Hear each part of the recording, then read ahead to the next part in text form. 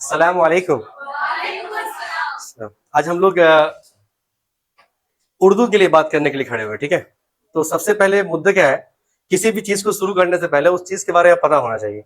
तो पढ़ना आसान होता है, किसी भी कोई भी सब्जेक्ट की बात करेंगे तो पढ़ना आसान होता है। अगर हम जिस चीज को पढ़ रहे हैं उसके बारे में पता ही नहीं है तो आंख बंद करके पढ़ना भी क्या बेवकूफी की अलामत है? ऑफकोर्स अलामत है, क्योंकि आपको पता ही नहीं है कि सिलेबस किस ढंग से पूछा जाएगा और कैसा पूछा जाता है, जो सबसे बड़ी दिक्कत है। तो आज हम लोग सिर्फ और सिर्फ किसकी बात करेंगे? सिलेबस की बात करेंगे। अगर टाइम बचेगा तो पढ़ लेंगे कोई टॉपिक।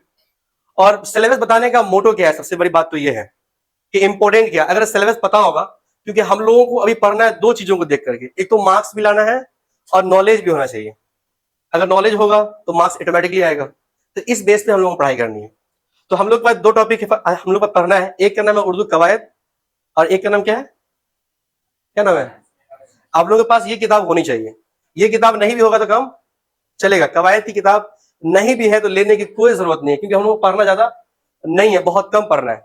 मैं आज आपको ये बताऊंगा कि हम लोग कितना पढ़े कि हम लोगों का स्कोर 90 प्लस आ जाना चाहिए आसानी वे में, ताकि थोड़ा सा पढ़े और नंबर अच्छा खासा भी आ सके। सिलेबस की जानकारी होने से ही हमें ये बात मालूम पड़ती है। स्टार्ट करते हैं एक शेर के साथ कि आज के दौर में कोशिश है इंसानों की, तेरी दीवार से ऊंची मेरी दीवार बने, शानो शौकत के लिए परेशान है रहमतुल्लाह, मेरी तमन्ना है कि तुम्हारा किरदार बने। इसी पे हम लोग स्टार्ट करते हैं। और एहसान सर, जानते ही आप लोग इनको, है ना। उन्नति एहसान एक कोचिंग नहीं है, एक फैमिली है। और वो सर जो है आप लोगों को अच्छी चीज देने के लिए ना किसी भी हद तक जा सकते हैं। ये सर की कोशिश होती है हमेशा और एवरी ईयर कि सर सोचते हैं कि हम बेटर दें। तो हम लोग आते हैं सिलेबस की ओर। देखिए उर्दू का सिलेबस, सिलेबस को कितने लोगों को यही नहीं पता होगा उर्दू में इसको क्या बोलते हैं? निसाब बोलते हैं। क्या बोलते हैं इसको? कितना आदमी इसको पढ़ जाएगा? नसाब, निसाब क्या बोलते हैं इसको? अच्छा बताइए, उम्मीद आप में से कितने लोगों को पता था कि सिलेबस को उर्दू में निसाब बोलते हैं? हाथ उठाइए तो। नहीं मालूम था हम लोगों को? चलिए एक बात तो फर्स्ट स्लाइड में हम लोगों ने सीख लिया। आपका एग्जाम पैटर्न क्या है? 100 मार्क्स का होगा, ये तो पता ही होगा आप लोग आंख बंद करके। इसमें जो है 50 सब्जेक्टिव मार्क्स होंगे और 50 ऑब्जेक्टिव मार्क्स होंगे। ऑब्जेक्टिव के लिए पढ़ने की जरूरत नहीं होती है। बच्चा लोग क्या करता पता है? गाइड से खरीद लेगा, बैठ करके ऑब्जेक्टिव रटना शुरू कर देगा। अगर आप ना के बराबर, अगर मैं आपको इतना कह दूं ये बात ऑन द रिकॉर्ड्स में कि अगर आप बुक ना भी पढ़े क्लास की, तब भी हम लोग चाहे तो 80 प्लस नंबर स्कोर कर सकते हैं। बुक मैंने क्या बोला? मैं फिर से रिपीट कर रहा हूं, तुम हो सकता है तुम सुनने में कंफ्यूज हो गया हो। बुक ना भी देखें, अरे बुक को इतना हम लोग ध्यान ना भी दें, फिर भी हम लोग 80 प्लस कर सकते हैं। जब हम लोग बिना बुक ना पढ़े 80 प्लस स्कोर कर सकते हैं, तो क्यों नहीं थोड़ा और पढ़ के पूरा पूरा कंप्लीट कर लिया जाए? तो आगे देखते हैं हम सिलेबस हम लोग को क्या सिखाता है। देखिए सबसे पहला बात है मुख्तसर तरीन सवालात। नाम सुने कभी? उर्दू का एग्जाम देंगे तो ऐसा लिखा रहता है, ठीक है। और इसका मतलब होता है वेरी शॉर्ट टाइप क्वेश्चन। क्या बोलते हैं इसका मतलब? चलो, वेरी शॉर्ट टाइप क्वेश्चन इसका मतलब होता है। मुख्तसर तरीन मतलब वेरी शॉर्ट टाइप क्वेश्चन। ये आपको एग्जाम में पूछे कितने जाएंगे? 20 पूछे जाएंगे और इसका जो आंसर होगा सिर्फ और सिर्फ एक लाइन में होगा। और आपको मार्क्स कितने मिलेंगे? 2 मार्क्स मिलेंगे। लिखना कितने लाइन में होगा? सिर्फ एक लाइन में बस। और पूछेगा पता क्या आपको? सिर्फ राइटर का नाम पूछेगा, वो पैदा कब हुआ, मरा कब, यही सब बात पूछेगा। वो कहाँ पैदा हुआ, उसकी इब्तदाई तालीम क्या है, स्टार्टिंग एजुकेशन क्या है, जनरल बातें पूछेगा और आप उसके बाद आराम से कर सकते हैं। तो ये पूछेगा 20, लेकिन हमें बनाना कितना है? ठीक है, चलेगा? बस में है ना? चलिए उसके बाद देखिए तवील सवालात, इसको बोलते हैं लॉन्ग टाइप क्वेश्चन। क्या बोलते हैं इसको? Long type question. कब आप लोगों को पता भी नहीं रहा होगा कि तवील बोलते हैं, हिंदी में पता होगा दीर्घ बोलते हैं, अंग्रेजी में तो सबको पता होगा लॉन्ग बोलते हैं, लेकिन उर्दू में क्या बोलते हैं? तवील सवालात। स्पष्ट समझ लीजिए, ये आपको पूछेगा 6 क्वेश्चन, बनाना कितना रहेगा आपको? 3 क्वेश्चन, कितना मार्क्स मिलेगा? 15 नंबर। और इसमें भी सबसे पहली बात, उर्दू जो है ना, जबान जो है ना, वो मोहब्बत की जबान है। सिर्फ आपको हालात जिंदगी पूछ देगा किसी किसी का। मिर्जा गालिब साहब कौन थे, जो पूछा जाता है, अमीर खुसरू साहब कौन थे, मैं क्लास 12 की बात कर रहा हूँ। इसमें ज्यादातर इन दोनों में से किसी एक की जिंदगी के पूछेगा, मिर्जा गालिब या अमीर खुसरू साहब। एक तो 100% श्योर है, ना भी श्योर है कोई दिक्कत नहीं, आगे हमारे पास मंत्र है इसका, देखेंगे। मजमून आप लोग पढ़े होंगे क्लास किसके अंदर? 10th में एग्जाम लेकर आए होंगे, वहां पूछता है या तो 8 नंबर का या तो 10 नंबर का। बट आपको इंटर में कितना पूछेगा? 5 मार्क्स का पूछेगा, ओनली 5 मार्क्स का। एक होता है खत, मजमून किसके अंदर? 10th में एग्जाम देकर आए होंगे, वहां पूछता है या तो 8 नंबर का या तो 10 नंबर का, बट आपको इंटर में कितना पूछेगा? 5 मार्क्स का पूछेगा, ओनली 5 मार्क्स का। एक होता है खत, मजमून, ऐसे इंग्लिश में, और हिंदी में क्या बोलते हैं? निबंध। बस समझ आ रही है ना? ये इसको लिखने का भी नियम कानून होता है, ऐसा नहीं कि पेज मिला पकड़ के रगड़ दिए तो मार्क्स नहीं मिलेगा आपको। एग्जाम के अंदर ज्यादा लिखने से मार्क्स नहीं मिलता है, सही से लिखने में मार्क्स मिलता है। आपके लिखने का तरीका बेहतर होना चाहिए, जो लिखने का जो रूल्स नियम होता है, कानून होता है, उसको लिखने का बढ़िया होना चाहिए, तभी आपका मार्क्स मिलेगा। उसके बाद है खत, दरखास्त। खत अलग चीज होता है, दरखास्त इसको हम एप्लीकेशन बोलते हैं और इसको लेटर बोलते हैं, ठीक है। ये भी आपको पूछेगा, दोनों पूछेगा आपको एग्जाम में, आपको दोनों पूछेगा, खत भी पूछेगा और दरखास्त भी पूछेगा, बशर्त है कि आपको बनाना कौन सा है। मैं बोलूंगा हमेशा हमेशा एग्जाम में जब भी पूछे तो खत छोड़ के क्या लिखे? दरखास्त, क्योंकि ये लिखना आसान होता है और बहुत कम शब्दों में हम लोग अच्छा लिख सकते हैं, जो कि पढ़ेंगे हम लोग आगे। उसके बाद पूछता है, ये दोनों बात जो है ना, ये आप लोग पहली बार देख रहे होंगे, क्योंकि ये 10th में नहीं होता है, नहीं होता है। शेर की तशरीह करना, और इसको हिंदी में बोलते हैं व्याख्या करना, है ना, डिटेल्स करना। तशरीह मतलब कोई शेर है उसके बारे में बोलना, बातें करना, उसको हम लोग बोलते हैं। ये आपको एक क्वेश्चन पूछेगा, कितना मार्क्स का? 4 मार्क्स का पूछेगा। एक है इक्तबाश की तशरीह। इक्तबाश का मतलब समझिए, आप लोग क्लास 10th में एग्जाम देकर आए होंगे, तो हिंदी के अंदर ऐसा क्वेश्चन पूछा जाता है कि एक बड़ा सा हमें स्टोरी लिखा होता है और उसे बोला जाता है इसको शॉर्टकट में लिखिए, मतलब छोटा करके लिखिए, यानी 100 शब्दों में है 240 शब्दों में लिखिए, उसे बोलते हैं इक्तबाश। क्या बोलेंगे तुम लोग? इक्तबाश। ये आपको कितना नंबर पूछेगा? 4 नंबर का पूछेगा, बस ना। ये 50 नंबर के लिए आपको जो कि पढ़ना है इसके अंदर। इसमें ये दोनों तो आदमी ऐसे बना लेगा, ये तो सिर्फ और सिर्फ कोई बच्चा चाहे तो किताब के फ्रंट पेज का जो होता है ना, क्या बोलते हैं उसको हिंदी में, जो फर्स्ट पेज नहीं होता है, राइटर का नेम सब, वो अगर याद कर लेंगे आप तो आपका अच्छा खासा आप झंडा गाड़ सकते हैं इसके अंदर। ये किताब का नाम सब है, चैप्टर का नाम सब ये आपको किताब में होगा। मैं एक बात आपको बता दूं, इसमें बहुत सारे चैप्टर का नाम है, मैं इतना बोलूंगा तो कि हम लोग पढ़ेंगे कैसे। टोटल हम लोगों को 40 चैप्टर पढ़ने हैं। कितने पढ़ने? चलो, किसी के पास किताब है उर्दू का तो आप मिला सकते हैं, लेकिन कल जब पढ़ने आइएगा तो सबके हाथों में बुक होनी चाहिए, वरना बुक नहीं होगा तो क्लास से बाहर निकाल देंगे। बिना बुक का पढ़ने नहीं आना है। हम लोग म्यूजियम में थोड़ी आए हैं। समझिए 40 चैप्टर हमारे पास टोटल है। देखिए 20 यहाँ पे है इस स्लाइड के अंदर, अब 20 क्या है इसके अंदर, है ना। इस 40 स्लाइड को, 40 चैप्टर को, ये जो बांटा गया है ना, वो बांटा गया है 4-5 चीजों में। एक बांटा गया है, सबसे पहले हम लोग बोलते हैं अफसाना। अफसाना मतलब किसी लड़की का नाम नहीं, अफसाना मतलब था कहानी, झूठी कहानी, स्टोरी लिखी होती है। उसके बाद आपके 12th के अंदर एक नया टॉपिक जुड़ता है, इसमें कहता है खाका। आपके किताब में सिर्फ एक ही खाका है, अगर आगे पढ़ेंगे तो बहुत जिंदगी मिलेगा, लेकिन जब 12th में है, 10th में सब चर्चा नहीं है। उसका आता है इंटरव्यू। इंटरव्यू होगा, उसमें बहुत सारे चैप्टर्स होंगे, हम लोग पढ़ेंगे।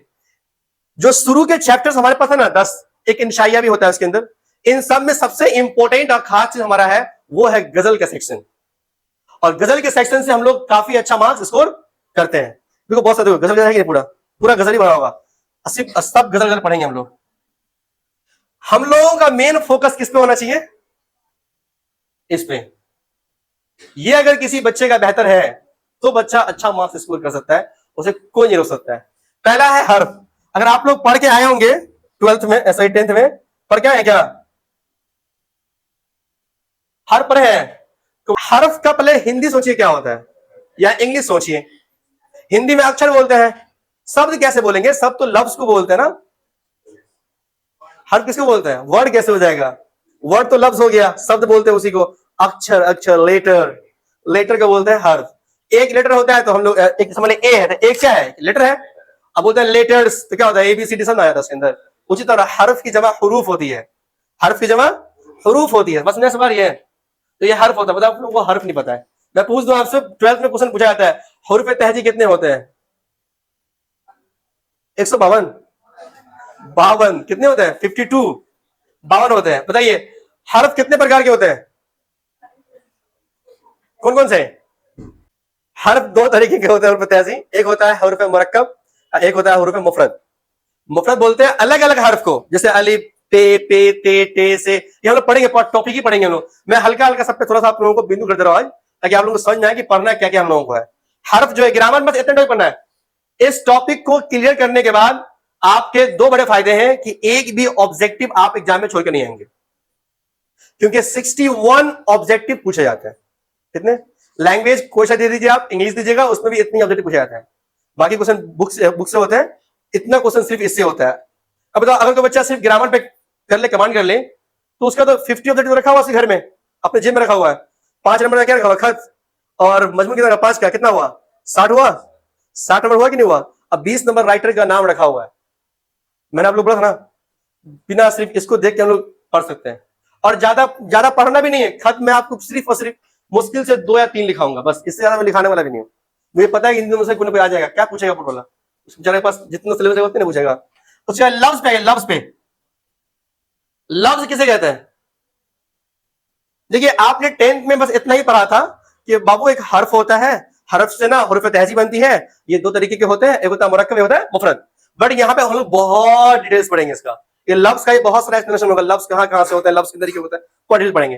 तीसरा है जुमला, इसका नाम भी आप लोग सुने होंगे, अंग्रेजी में इसको क्या बोलते हैं, सेंटेंस। मैं इंग्लिश नाम इसलिए बोल रहा हूँ क्योंकि भैया आप लोग अंग्रेजी वाले बच्चे सब है ना, इसलिए। जुमला, जुमला क्या बोलते हैं हम लोग के समाज के अंदर ना, जुमला मतलब लोग बोलता है कि ऐसी बात जो फालतू में बोला जा रहा हो, जुमला दिया जा रहा है। जुमला का मतलब क्या होता है, सेंटेंस। जुमला कितने प्रकार के होते हैं तो बताओगे, अगर इंग्लिश में पढ़े होगा ना सेंटेंस, तो how many types of sentence बता दीजिए, कौन कौन से।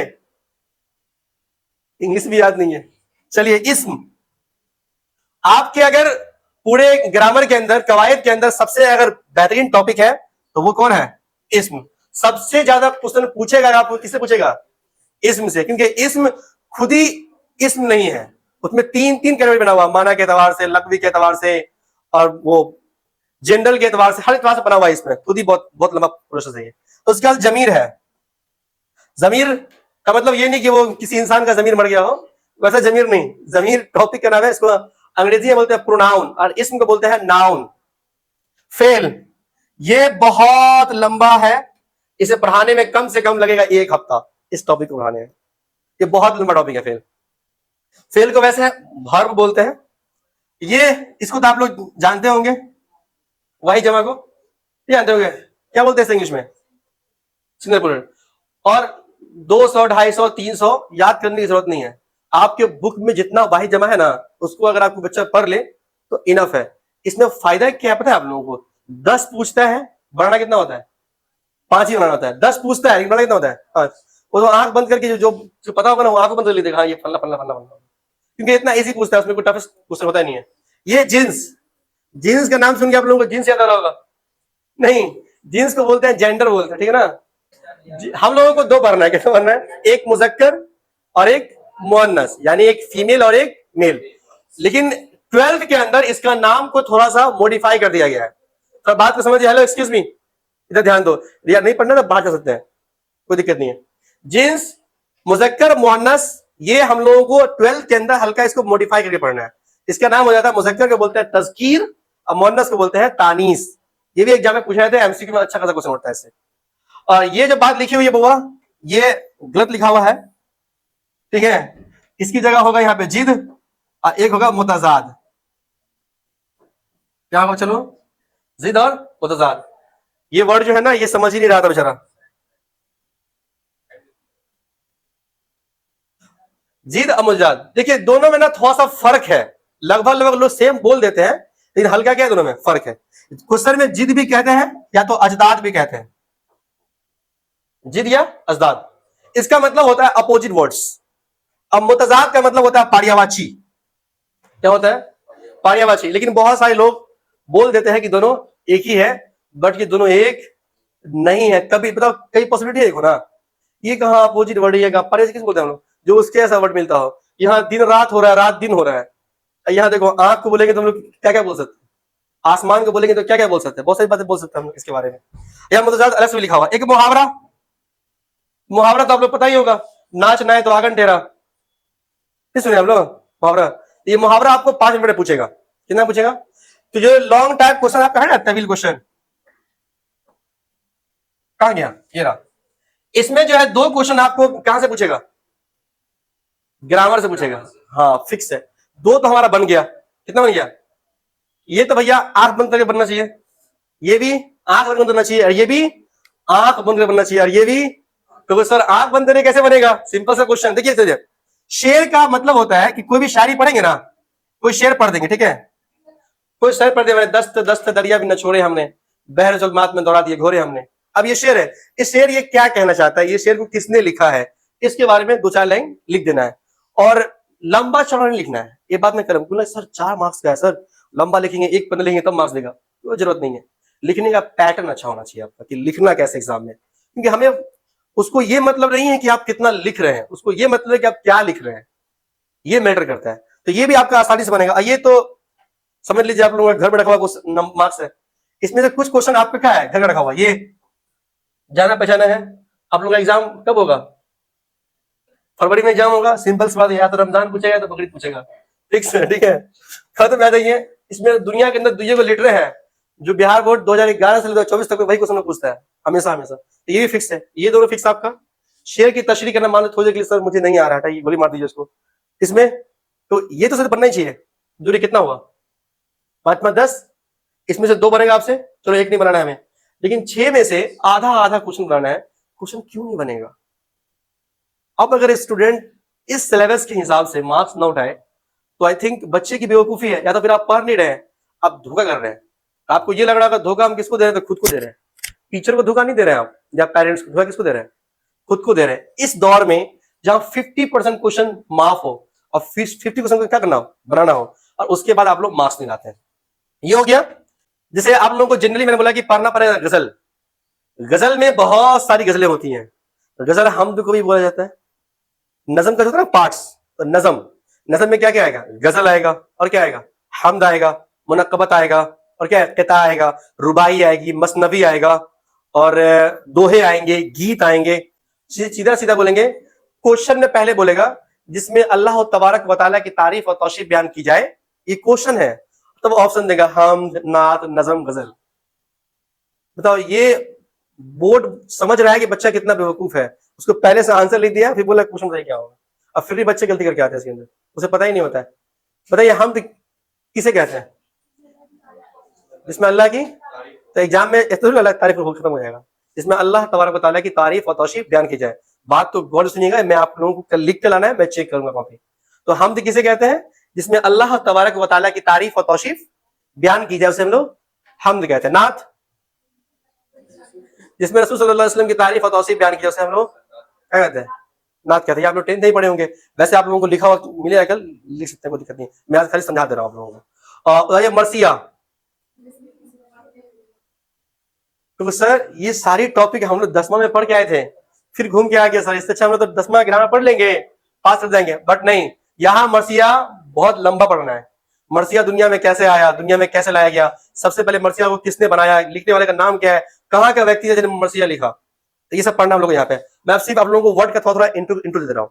तो मरसिया किसको बोलते हैं, जो किसी के रंजो को पढ़े, मौत पे नहीं पढ़ना है, किताब में लिखा हुआ आरिफ की मौत पे पढ़ना है, सब जाके आरिफ की मौत पे पढ़ देगा, नहीं, ऐसी चीजें जो हम लोग गाते हो लेकिन रिदम में नहीं, बोल बोल के नहीं, ऐसे गा रहे हैं, गाने की ढंग गा, शायरी हो गया हम लोगों को, ये हो गया।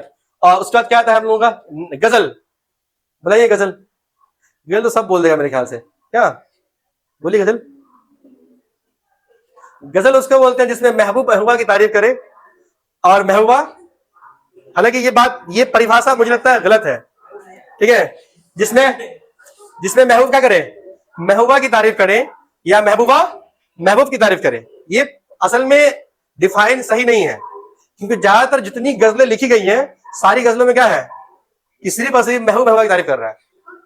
या तो ऐसा कर सकते हैं, एग्जाम में आप दे सकते हैं, गजल किसे कहते हैं, गजल क्या है, गजल की तारीफ कीजिए, तो गजल जिसमें आशिकाना बात हो, क्या बात हो, आशिकाना बात हो, दिलजबी की बात हो, दिलकश बातें कही जाती है। आसान तरीका है, किताब में लिखा हुआ है कि गजल उस नज्म को कहते हैं जिस नज्म के अंदर क्या हो, आशिकाना बात हो, या आशिकों की चाहतों की बात हो, उसे हम लोग कहते हैं गजल। एक आता है नज्म, किसे कहते हैं नज्म, नज्म किसी खास मौजू पे या खास मौके बोली जाती है, किसी खास टॉपिक को टारगेट करके बोली जाती है।